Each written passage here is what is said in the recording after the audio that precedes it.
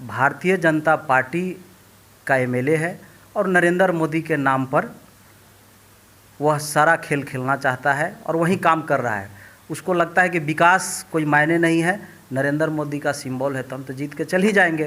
तो गरीब मजदूर किसान छात्र नौजवान से उसको कोई मतलब कोई वास्ता है। परिहार विधानसभा में लगातार तीसरी बार भारतीय जनता पार्टी का एमएलए है और जिस तरह से विकास होना चाहिए, शिक्षा के क्षेत्र में हो या स्वास्थ्य के क्षेत्र में हो या रोड बिजली के क्षेत्र में हो, विकास नहीं है। और समाज की राजनीति में जाना चाहते हैं तो कल हो के हम चुनाव में जाए तो हमको किसी व्यक्ति के यहाँ जाकर या किसी गांव में जाकर वोट मांगने में लाज नहीं लगेगा कि कौन आ गया है। हम उसको कह सकते हैं कि हमने आपकी सेवा की है।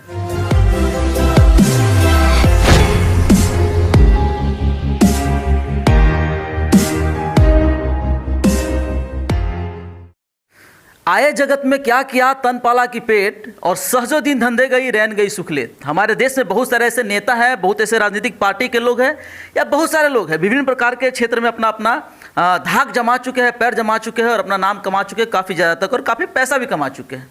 लेकिन आज हम जिस स्थान पर बैठे हैं, यहाँ बहुत सारे लोग यहाँ बैठे हुए हैं, सबको आप देख रहे होंगे, सब समाज सेवी लोग हैं। और सबका सबसे बड़ा बात बता दें कि भी सभी पॉलिटिकल पार्टी से तो हम नहीं कह पाएंगे, लेकिन सब समाज सेवी लोग हैं और इन लोगों का काफ़ी ज़्यादा वर्चस्व रहा है अपने क्षेत्र में। परिहार विधानसभा 25 क्षेत्र में हम अभी यहाँ पे उपस्थित हैं। कचहरीपुर गांव में हैं। हमारे साथ बड़े भैया वाल्मीकि यादव जी हैं, बातें करना चाहेंगे। भैया सबसे पहले स्वागत है आपको हमारे चैनल में। चलिए, आपको बहुत बहुत धन्यवाद जी। और सबसे पहले हम आपको छठ पूजा के शुभ अवसर पर आपको बधाई देते हैं और आपके माध्यम से, आपके चैनल के माध्यम से 25 परिहार विधानसभा के तमाम सभी आम आवाम को पूजा की बधाई है। और परिहार विधानसभा के जो भी गरीब गुरबा मजदूर साथी है, सबको माँ छठी उसके जीवन में बेहतर लाए और उसका जीवन सुख शांति से बीते जी। कहा जाता है कि इंसान का जो भी ज़रूरत पड़ता है तो ही भगवान को याद करते हैं। दुख में भगवान को याद करते हैं, लेकिन सुख में लोग भूल जाते हैं। कुछ इस प्रकार के छवि हैं भैया का। और वाल्मीकि यादव इनका नाम है, लेकिन काम ही वाल्मीकि जी से कोई कम नहीं है। भैया, आपने बहुत सारे गरीब लाचार व्यक्तियों को आपने मदद किया है। क्या उद्देश्य है, क्या इसका परिणाम, आपका फलस्वरूप क्या आपका कुछ मिला या नहीं मिला, इसके बारे में थोड़ा सा बातें करना चाहेंगे आपसे। इस सेवा में कोई उद्देश्य नहीं होता है जी। मानवता की सेवा ही सर्वोपरि धर्म है जी। चूँकि हम छात्र नेता भी रहे हैं, पटना विश्वविद्यालय को लीड करते थे, तो सेवा में कहीं कोई उद्देश्य नहीं होता है। सेवा का मतलब होता है गरीब गुरबा मजदूर किसान छात्र नौजवान साथियों को मदद करना जी। तो हमारा उद्देश्य लोगों को, खास करके परिहार विधानसभा के उन तमाम लोगों को मदद करना जो खासकर बीमारी के हालात में और पटना में इलाज कराने जाते हैं या किसी भी जगह पर जो बीमार व्यक्ति है मुझे याद करता है, तो अपने परिवार के तरह हम सब लोगों को मदद करते हैं जी। और ये काम कोई मैं नया नहीं कर रहा हूँ। जब हम पटना विश्वविद्यालय के छात्र थे तब भी करते थे और आज भी कर रहे हैं और आगे भी करते रहेंगे जी। पिछले बार आप चुनाव में आए थे, बहुत सारा आपका बोलबाला था हर जगह से, लेकिन आपको टिकट नहीं मिल पाया था। इस पर हम 2 शब्द आपसे जानना चाहेंगे, आखिर क्या वजह थी। टिकट हम पिछले बार प्रयास किए थे कि चुनाव लड़े, छात्र की राजनीति के बाद अब समाज की राजनीति में जाए, तो हमने बेहतर प्रयास किया था। हो सकता हो कि गठबंधन की राजनीति थी, बहुत लोग टिकट के दावेदार थे, उसमें हम पर जो पार्टी के शीर्ष नेतृत्व थे उसका सहमति नहीं बना होगा, इसलिए मुझे नहीं मिला जी।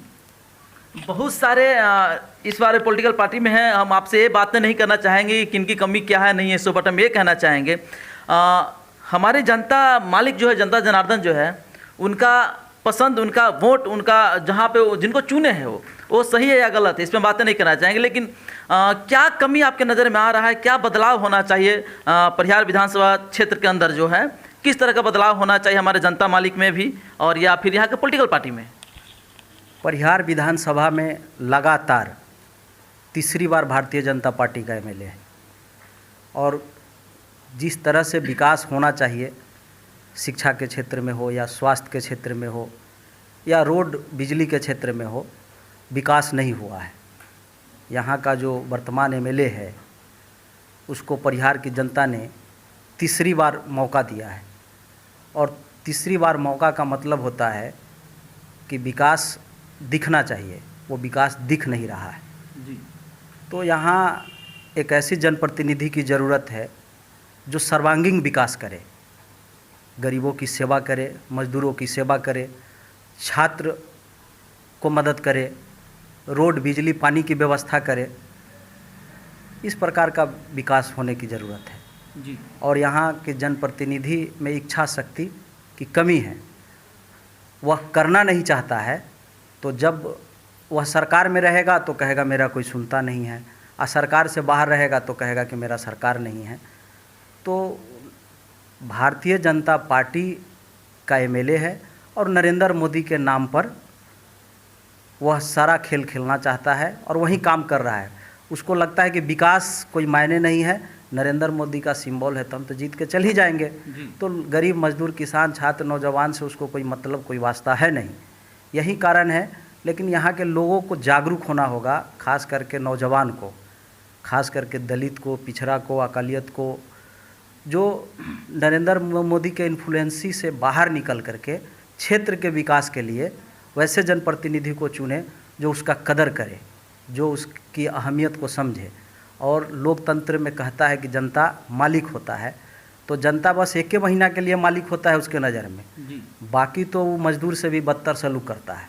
तो जागरूक जब यहाँ के जनप्रतिनिधि के जो लोकल स्तर पर है उसके खिलाफ होगा, फिर उसके बाद जो यहाँ का विधायक है उसके काम का आकलन करेगा, और छात्र नौजवान जब जागेगा, दलित किसान जब जागेगा तो बदलाव होगा। और बदलाव डेमोक्रेसी का नॉर्म है।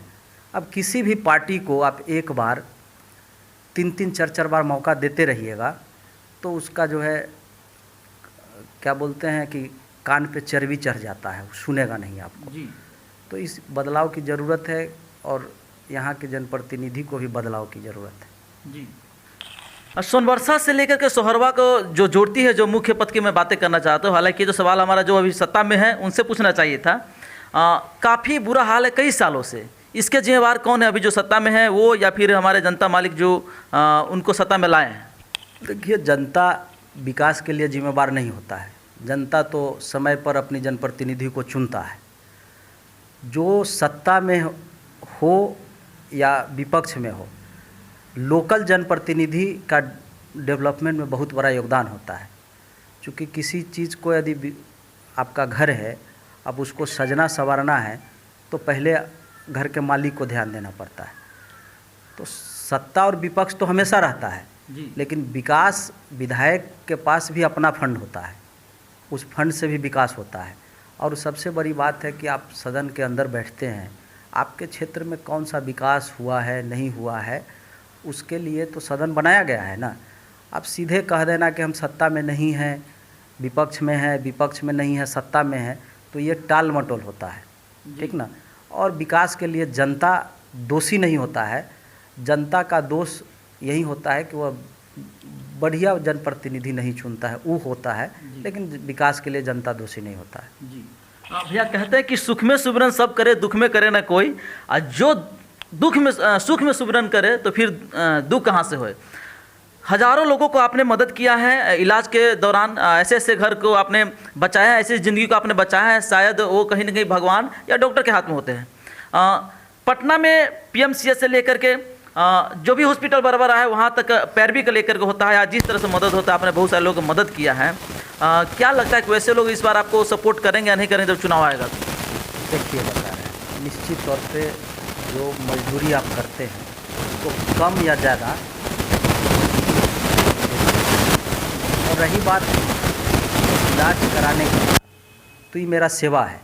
अभी तक करीब करीब परिहार विधानसभा के सोनबरसा, बेला, परिहार, कोई गांव नहीं बचा है जिस गांव में हमने लोगों को सेवा नहीं किया है। लगभग 7,000 परिवार को अभी तक हमने छात्र जीवन से लेकर आज तक सेवा किया है ऑन रिकॉर्ड। तो वो तो समय की पर चर्चा होगी और समय का बात है कि लोग हमको मदद करता है या नहीं करता है, लेकिन हमारी तो अपेक्षा मालिक से है जिसका हम मजदूरी करते हैं। जी।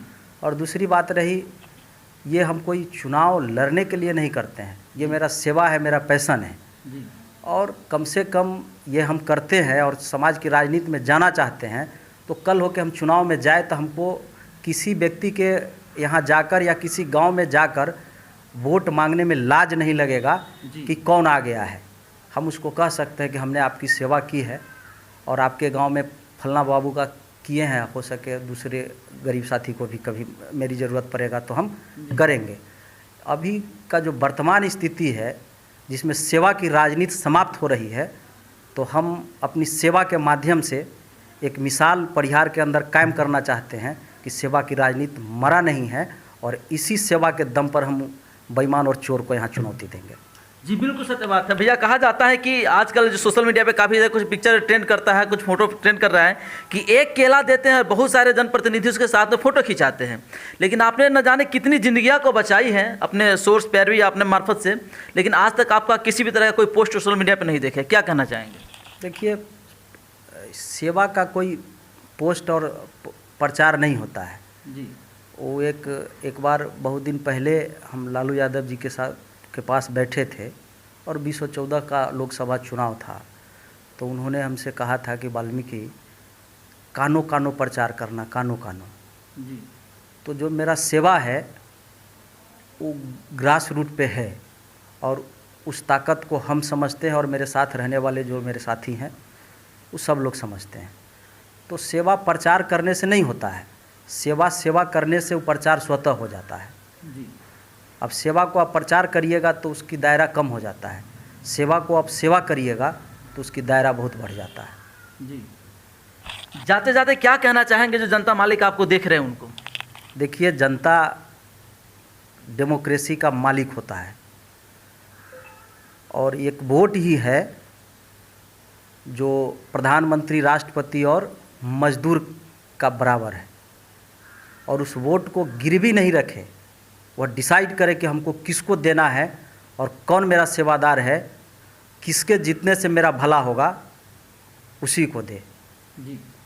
किसी के नाम पर वोट दे देने से, जिस तरह से आजकल नरेंद्र मोदी के नाम पर तांडव चल रहा है, इस तरह का मानसिकता को बदले। चूँकि वोट पब्लिक का ताकत है। आप एक ही पावर आपको मिला है, वोट का जो शक्ति मिला है वह राजा, रंक, फ़कीर सब का बराबर है। तो उस वोट की ताकत को पहचानिए और अपनी वोट किसी के कदमों तले गिरवी नहीं रखें। जी। अपने सेवादार को चुने। वोट जनता की ताकत है, वोट नौजवान की ताकत है। जी। यही संदेश देना चाहते हैं कि जब जनता जागरूक हो जाएगा तो जनप्रतिनिधि जो होगा उसका सेवादारी करेगा, खातिरदारी करेगा। और जनता जब अपने वोट की ताकत को नहीं समझेगा, किसी के कदमों तले उसको गिरवी रख देगा, तो जनप्रतिनिधि उसका मजाक उड़ाता है और उस जब फ़ोन करता है तो अंदर अंदर उसको गाली देता है। जी। जी, तो बाकी आप देख रहे थे वाल्मीकि यादव जी को। इनका बात विचार स्वभाव कैसा लगा आपको कमेंट करके जरूर बताइएगा। और बदलाव लाना है तो ऐसे ऐसे लोगों को अवश्य चुनिए। बाकी आप देख रहे थे सिंगार न्यूज़ टीवी। मैं अमलेश भंडारी, दिग्विजय देहाती के साथ। जय हिंद।